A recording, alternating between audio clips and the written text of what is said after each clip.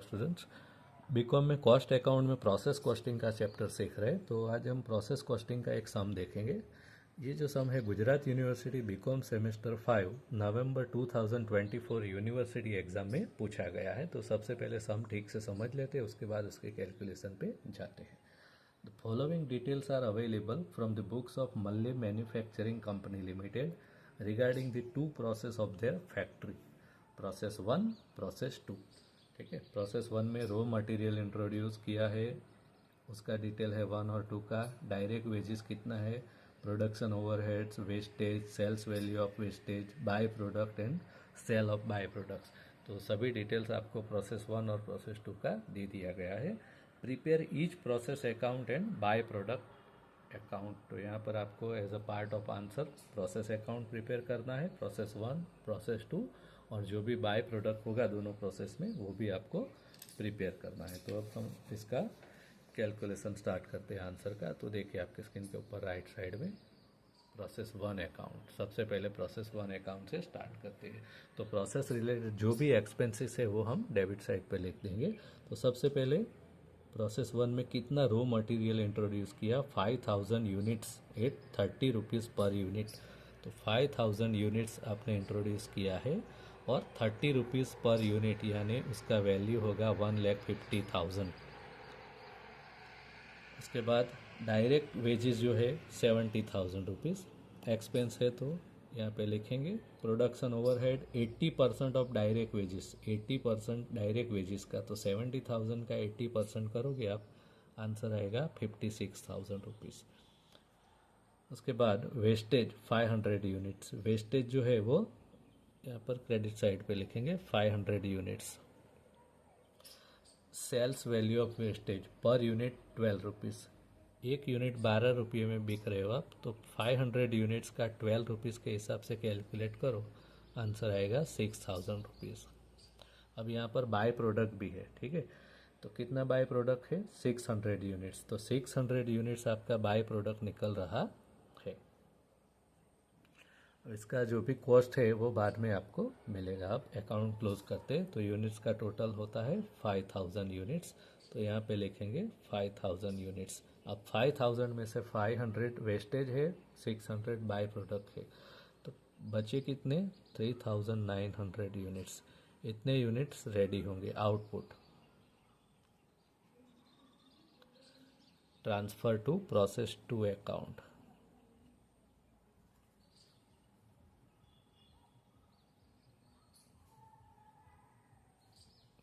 ठीक है, process 2 account में ये 3900 यूनिट हम ट्रांसफ़र करेंगे। अब इसका कॉस्ट कितना वो कैलकुलेट करना पड़ेगा। तो सबसे पहले हम क्या करेंगे, यहाँ का टोटल करेंगे डेबिट साइड का। तो आपका आंसर आ रहा है 2,76,000। ठीक है, ये हम यहाँ पे लिख देंगे 2,76,000। अब 2,76,000 में से 6,000 जो है वो वेस्टेज का वैल्यू है। ये बात करोगे तो बाकी जो बचा अमाउंट है ये दोनों का है, ठीक है, प्रोडक्शन का। तो इसके लिए हम कैलकुलेशन करेंगे।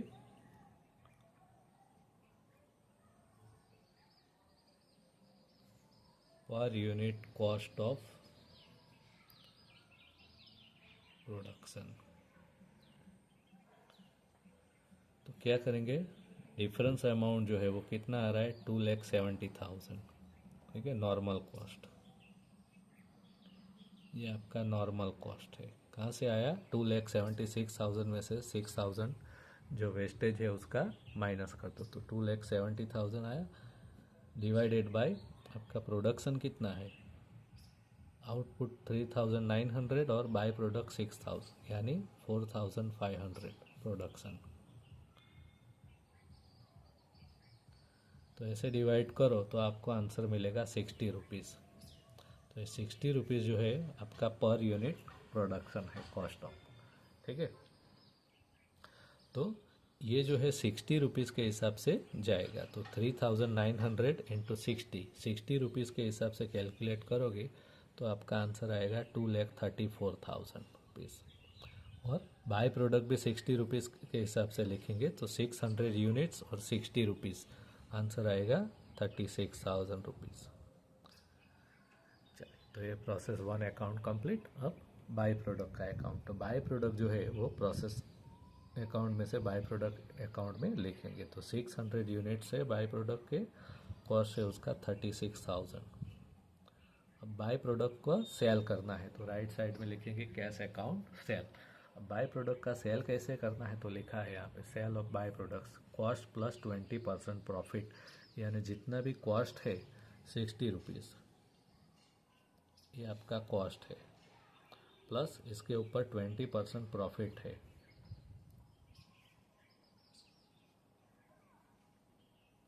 ट्वेंटी परसेंट, तो 60 का 20% कितना होगा 12 रुपीज़, यानी आपका सेलिंग प्राइस कितना होगा 72 रुपीज़।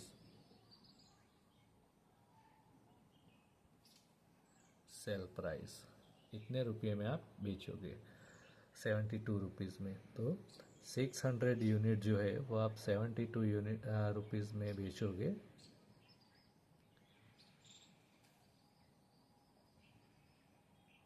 तो वैल्यू उसका आएगा अमाउंट 43,200 रुपीज़। अभी अकाउंट क्लोज करते हैं। यूनिट्स दोनों साइड 600 600, अमाउंट 43,200 43,200। अब इसमें से इसका जो कॉस्ट है वो 36,000 माइनस करो तो आपको प्रॉफिट अमाउंट मिलेगा 7,200। ये आपका प्रॉफिट हो गया। ठीक है, तो इस तरीके से आपका प्रोसेस 1 अकाउंट और उसका बाय प्रोडक्ट अकाउंट कंप्लीट हुआ। अब प्रोसेस 2 अकाउंट, तो प्रोसेस 1 का जो भी आपका आउटपुट है वो आप प्रोसेस 2 में ट्रांसफ़र करोगे प्रोसेस 1 अकाउंट में से। देखो कितना 3,900 यूनिट्स, और उसका जो कॉस्ट है कितना है 2,34,000 रुपीज़। इस तरीके से। चलिए अब प्रोसेस 2 अकाउंट में बाकी डिटेल लिख देते हैं।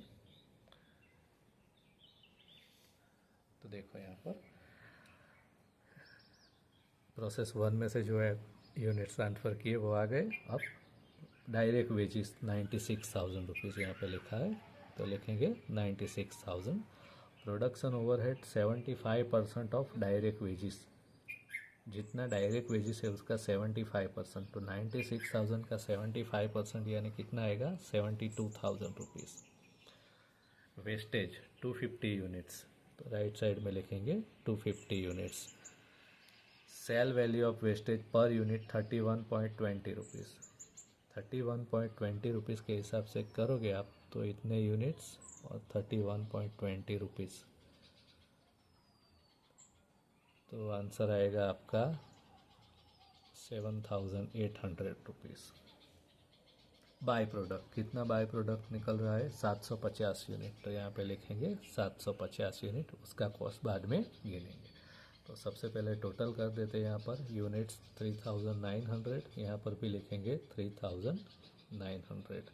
3,009 में से 900 में से 250 वेस्टेज और 750 बाय प्रोडक्ट, ये दोनों निकाल दो तो आपका प्रोडक्शन कितना होगा 2,900 फिनिश गुड स्टॉक। ठीक है, इतना आपका फिनिश गुड स्टॉक है रेडीमेड फॉर सेल, इतना रेडी हो गया। अब इसका वैल्यू ढूंढेंगे, तो इसके लिए क्या करेंगे, सबसे पहले डेबिट साइड का टोटल करेंगे। 4,02,000 रुपया आ रहा है, ये 4,02,000 यहाँ पे लिख देंगे। 4,02,000 में से ये अमाउंट माइनस करोगे तो आपको यहाँ का टोटल वैल्यू मिलेगा। तो सबसे पहले इसका कैलकुलेशन करना पड़ेगा। कैसे करेंगे, per unit cost of production, तो 4,02,000 में से 7,800 आप माइनस करो, 3,94,200 रुपीज़ ये आपका नॉर्मल कॉस्ट आ गया। इसको बोलेंगे normal cost divided by production units. कितना प्रोडक्शन हुआ है तो ये दोनों को मिला के बाय प्रोडक्ट और फिनिश गुड्स ये दोनों को मिला लो तो 3,650 यूनिट्स टोटल हुआ।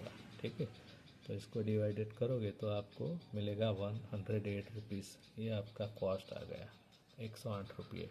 यानी ये जो यूनिट्स रेडी हुए 2900, इसको 108 से आप मल्टीप्लाई करो तो यहाँ पे आंसर आएगा 3,13,200 रुपीज़। और इसी तरह बाई प्रोडक्ट का भी 750 यूनिट्स इंटू 108 रुपीज़, आंसर आएगा 81,000 रुपीज़।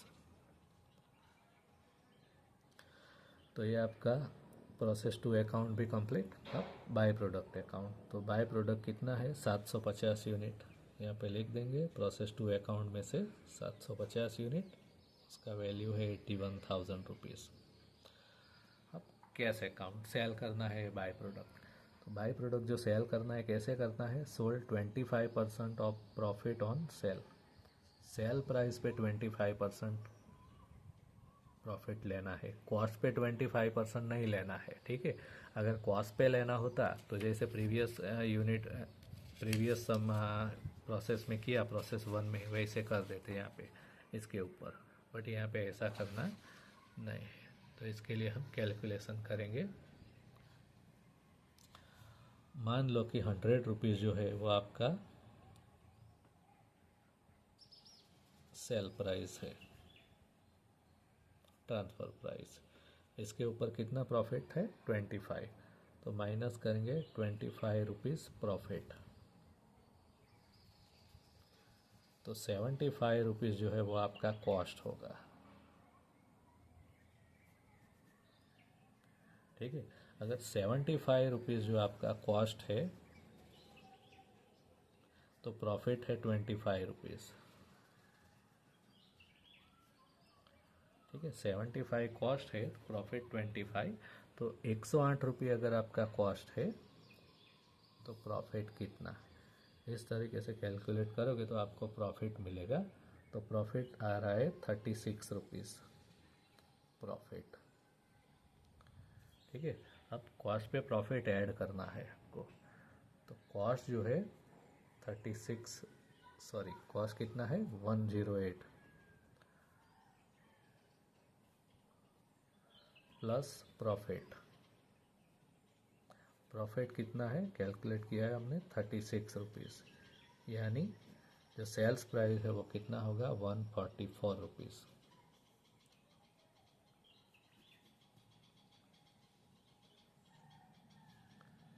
सेल्स प्राइस तो 144 रुपीज़ में ये यूनिट सेल होंगे, तो 750 यूनिट जो है उसको 144 रुपीज़ के हिसाब से सेल करेंगे,